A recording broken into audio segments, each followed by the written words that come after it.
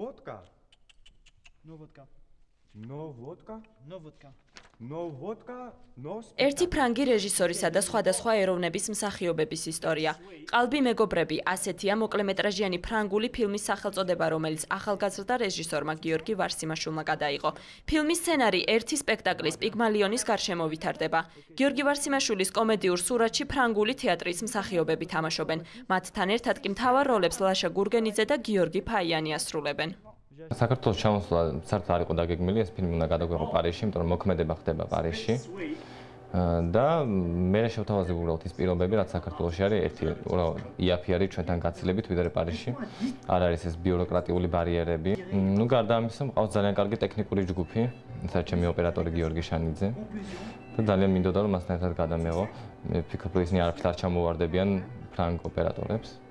ფილმის აზრი ის არის, რომ ჩვენ შეგვიძლია ყოველთვის თუ მოვინდომებთ გაკეთება იმისი, რაც ძალიან რთულია და რაც უფრო მეტი პრობლემა გვაქვს, მით უფრო გვინდება იმის კეთება და მით უფრო წინ მივიდივართ, საბოლოოდ გამოგვდის.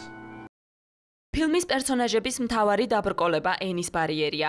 თარჯიმანი კი, რომელიც მათ ერთმანეთთან კომუნიკაციაში ეხმარება, მოულოდნელად ჩაკეტილ სივრცეში აღმოჩნდება. სწორედ აქედან იწყება ფილმის მთავარ გმირებს შორის გაუგებრობა. ერთადერთი ადამიანი კი, რომელიც სიტუაციის განმუხტვას ცდილობს, დასის რეჟისორია. მე ინგლისელ რეჟისორს პოლს განვასახიერებ, რომელსაც სპექტაკლის დამთავრებამდე ცოტა დრო აქვს. ის ლამაზი გოგონების გარემოცვაშია, თუმცა მათზე ფიქრისთვის დრო არ რჩება.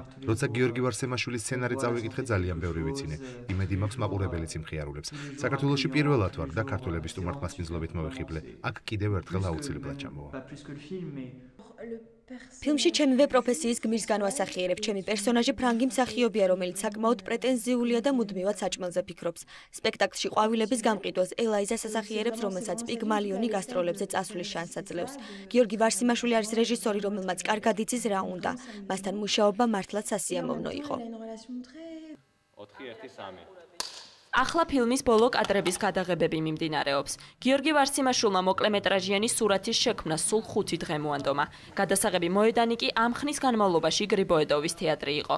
ყალბი მეგობრების პრემიერა საფრანგეთში შედგება. გიორგი ვარსიმაშვილი კი საკუთარი ნამუშევრის წარდგენას საერთაშორისო ფესტივალებზეც გეგმავს.